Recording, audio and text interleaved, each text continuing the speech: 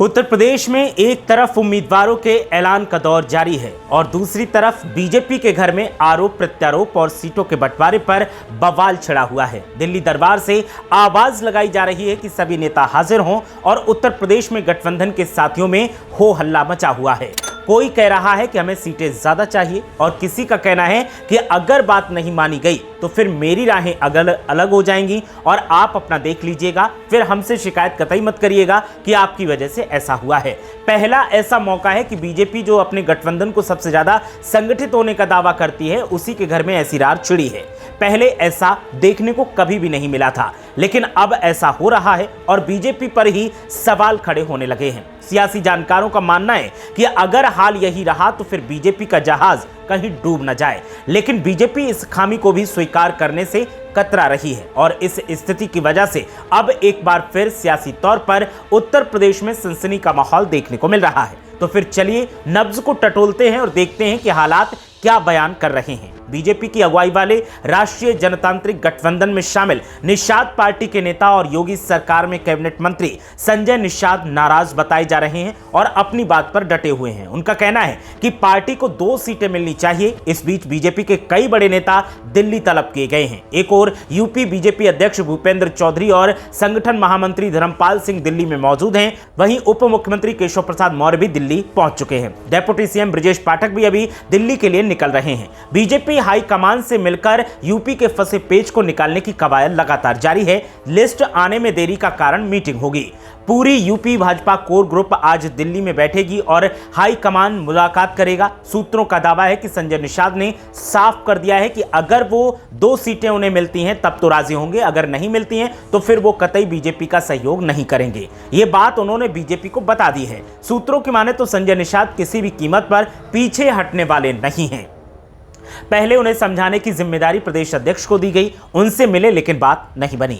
फिर सीएम योगी आदित्य ने समझाया, उनसे मिले लेकिन फिर भी बात नहीं बनी। केशव प्रसाद मौर्य समझाने के लिए गए लेकिन उनकी भी नहीं बनी। संगठन महामंत्री से मिले लेकिन उनकी बात नहीं मानी। कुल मिलाकर पूरे यूपी में बीजेपी कोर ग्रुप के सभी सदस्यों से उनकी मुलाकात हो गई लेकिन बात नहीं बनी। सूत्रों की माने तो 2 दिन से दिल्ली में संजय निषाद हैं, लेकिन अभी तक अमित शाह और जेपी नड्डा से उनकी मुलाकात नहीं हो पाई है। सूत्रों के अनुसार संजय निषाद को बीजेपी यूपी कोर ग्रुप के किसी भी सदस्य पर कतई भरोसा नहीं है। वो अमित शाह और सुनील बंसल और जेपी नड्डा से मिलकर अपनी बात रखना चाहते हैं। वो अब यूपी बीजेपी कोर ग्रुप के सदस्यों से मिलने के लिए इच्छुक नहीं है। गठबंधन को लेकर, सीट शेयरिंग को लेकर वो केवल इन तीनों से ही अपनी बात रखना चाहते हैं और वो 1 सीट मझवा लेकिन सिंबल निषाद पार्टी का हो तब भी समझौता करने के मूड में हैं और कटहरी छोड़ने को तैयार है। पहले भी कई मौकों पर संजय निषाद कटहरी और मझवा सीट मांग रहे हैं। मझवा सीट पर 2022 में निषाद पार्टी के नेता ने बीजेपी के सिंबल पर चुनाव जीता था। वहीं कटहरी सीट पर सपा ने जीत दर्ज की थी। संजय निषाद के अलावा उनके बेटे और पूर्व सांसद प्रवीण निषाद ने भी दोनों सीटों को मांगने पर जोर दिया है और लगातार बीजेपी आलाकमान से उनकी मांग है कि ये 2 सीटें उन्हें दी जाएं क्योंकि यहां पर उनका कोर वोटर रहता है। बीजेपी की तरफ से नानुकुर की जा रही है और इसी के चलते हर बार बात मान लेने वाले संजय निषाद इस बार थोड़े आक्रामक दिखाई दे रहे हैं और संजय निषाद ने साफ कर दिया है कि अगर उनकी बात नहीं मानी गई, अगर उन्हें ये दोनों सीटें नहीं दी गई तो फिर बात नहीं बनेगी। वो अपने उम्मीदवार इंडिपेंडेंट उतार देंगे और बीजेपी का सहयोग कतई नहीं करेंगे। बीजेपी भी माप चुकी है कि अगर ऐसा हुआ, संजय निषाद अलग हो गए तो उसे नुकसान हो सकता है। इसीलिए दिल्ली में बड़े नेताओं को तलब किया गया है और वहां पर बातचीत का दौर लगातार जारी होने के संकेत मिल रहे हैं और दावा किया जा रहा है कि जब ये बैठक खत्म होगी उसके बाद ही साफ हो पाएगा कि आखिर उम्मीदवार कौन कहां से उतारा जाएगा और कौन सी सीट किसके कब्जे में है। फिलहाल संजय निषाद के तेवरों ने पूरे बीजेपी गठबंधन में खलबली मचा दी है और बीजेपी के सामने पहली बार ऐसी स्थिति दिखाई दे रही है जिसमें करो या मरो के हालात बन रहे हैं। उत्तर प्रदेश में उपचुनाव होने वाला है, तारीखों का ऐलान हो चुका है। समाजवादी पार्टी ने अपने उम्मीदवारों का ऐलान कर दिया है। चुनाव प्रचार जोरों पर जारी है, लेकिन सत्ताधारी पार्टी के अंदर घमासान मचा हुआ है और ऐसे में सियासी जानकारों का कहना है कि अगर इसी तरीके का घमासान रहा तो उम्मीदवारों के ऐलान में देरी होगी और जब उम्मीदवारों के ऐलान में देरी होगी तो आवाम के मन में एक अलग छवि बनेगी और इसका फायदा विरोधी दलों को हो सकता है, बीजेपी को नुकसान हो सकता है। फिलहाल देखना यह है कि दिल्ली में जिस तरह से माथापच्ची का दौर चल रहा है, दिल्ली में जिस तरह से एक दूसरे के मान मनोबल का दौर चल रहा है, उसमें निकलकर